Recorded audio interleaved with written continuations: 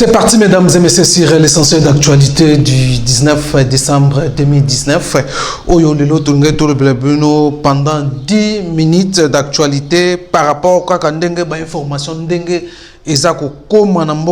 et voilà, concernant toujours festivité, c'est confirmé, c'est officiel que célébrer festivité, il y a un an, il y a alternance. Première fois entre Joseph Kabila et Félix Tshisekedi Tshilombo, le président de la République, actuel président de la République, alternance et Salamakin, fête et Kozalaté, c'est confirmé, comme je vous l'ai dit tantôt là, que non, festivité, nous allons pour commémorer une année. Et ça, c'est aussi masolo etali nouveau parti politique où Moïse Katumbi a aussi créé lors ya bassise na bango na Lubumbashi kuna et ensemble pour le changement comme ensemble pour la République. On ne sait pas si ensemble pour le changement ezalito ezate et absorbé 6 partis politiques dont ndeko Kyungo Kumonza Yepe parti nae et Kotina Kati ensemble pour la République. Il y a un nouveau parti politique, il y a Moïse Katumbi Oyo a aussi créé Ezaka Kamasolo Tokomekato Sola pendant 10 minutes Oyo Tozanango. Il y a l'essentiel d'actualité. Débat qui s'ouvre autour, il y a ordonnance, il y a chef de l'État, Tolanda qui conseil des ministres, il y a une contradiction entre membres FCC, même du porte-parole, il y a gouvernement,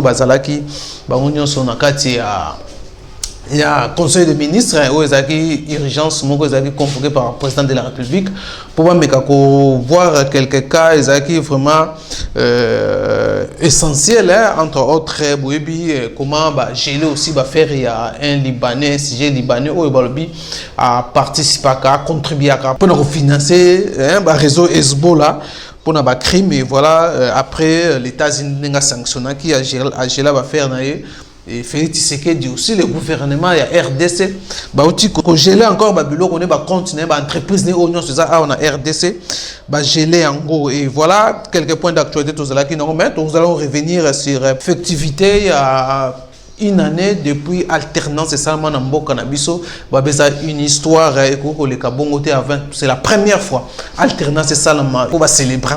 et voilà la raison pour laquelle le gouvernement central a outi ko décaisser, compter décaisser 6 millions de dollars pour la célébration. Il y a festivité, il y a alternance, il y a beaucoup. Et comme déjà, au moment où tu as déjà quand l'information est comme officielle, déjà, la réaction et ça, tant déjà vraiment de partout. Maintenant, je vais réagir. Voilà la raison pour laquelle tu confirmer que c'est officiel que festivité on est que ça la mat célébrer une année il y a alternance dans Mboka na biso. Le gouvernement central a décaissé déjà 6 millions pour la célébration il y a mbongo on a donc surtout problème mbongo nde ba kongo ba beza makambo to yebi ba inondation salami a on a Mboka na biso selon d'autres opinions ba ya mbongo mbongo fallait ba pesa na bandeko soit ba bongisa là où ba dégué salamaki na ba inondation ou ya ba récent pluie il y a mois de décembre ils ont continué novembre décembre parce que na Kinshasa wa mbula na RDC mbula za makasi c'est créé ba dégâts il y a ko sakanate certaines opinions ba bino il y a mbongo moko il fallait donc fait tu wana basa na on ndenge mususu soit batia on no pembe de total na no situation ya mboka ndenge zali surtout boyebi situation est bien que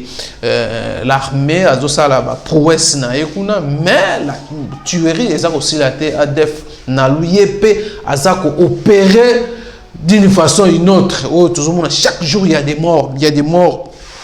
Pourquoi pas qu'on renforcer mbongo wana na armée oyo bazako ko encourager armée congolaise au bazako bunda kuna na est ezaka les opinions ndemtu ezako loba par rapport à festivité et voilà donc le blâme concernant création il y a nouveau parti politique il y a Mwana Mboka Moïse Katumbi oyo et ango et donc on est absorbé 6 partis politiques dont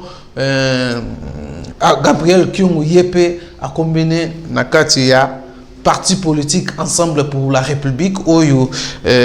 Moïse Katumbi a dirigé à Noma qui est déjà secrétaire général, Pierre Lumbi, au MCR et Koti Nakati a parti. On est Koufi, absorbant Nakati a parti. Tu éviter qu'est-ce qui s'est passé pour que Bango Batika, parti politique, n'abord, comme pas Moïse Katumbi. Moïse Katumbi a sombi Bango, a sombi parti politique na Bango. Tu comprends, surtout Kyungu, Gabriel Kyungu, 40 ans na parti politique, ça va 40 ans déjà. Dépôt ça la partie politique. On dit que Kotara Kuna. Donc voilà un peu. Il y a un sujet débat autour, il y a 10 minutes déjà, commis déjà, coquille déjà. Débat autour, il y a vraiment ordonnance chef de l'État où ils ont souffert jusqu'à présent l'application. Mais selon Ferdinand Kambé, les récents conseil des ministres où Salamaki lundi dans le cadre toujours où Félix Tshisekedi a convoqué rapide d'urgence pour évaluer quelques points. Il y a Est et puis comment Ndengba Rivaki qu'on arrêter, qu'on geler. Après ça qui ordre va gérer va faire il y a un sujet libanais où il y a une entreprise minière de Benambo qu'on a vu surtout ceux qui le loba congolais tout lié comme Pawana il y a plein victoire donc il y a plein mongo été comme vraiment Nambo qu'on a vu sur le loba geler l'entreprise naïe pour que a soupçonné depuis longtemps déjà depuis l'époque il y a Kabila, il y a Joseph Kabila donc que les États-Unis a frappé déjà que non Angela déjà va continuer mais à peu près chose à la RDC cette fois-ci fait ce qui peut toujours à mesure il y a congelé va continuer union sur la RDC et puis na ba entreprise na union sur il y a na RDC voilà réunion na ndenge salamaki mais au sortir réunion on a Ferdinand Kambinga ou il y a FC Salobi question il y a ordonnance chef de l'État ou il y a entreprise il y a ba société Mibale ou anomaki na CNCC na Jikamine que chef de l'État faut nommer encore Batou dans l'entreprise selon Yabi c'était débat autour il y a conseil des ministres mais au sorti tout le aussi comment les porte-parole du gouvernement ils ont débatté et l'eau balobela qui ont mais les questions qu'est-ce qui est caché derrière l'entreprise mi balé ou FC Sazoko Bundaka il faut nommer nommer qu'est-ce qui est caché derrière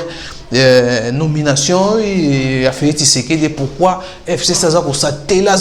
toujours qu'on l'achète pour des entreprises et surtout au Landaki aussi fait Tshisekedi d'économie directeur d'une agence presse où les autres banans pour le côté montoupé à bloquer ordonnance mais pourquoi j'ai quand même CNCC posé problème et voilà l'essentiel d'actualité où tous à qui topé Sabino na 10 minutes où tous à qui nango pour sur la bino sur l'actualité il y a mboka na biso na ngonga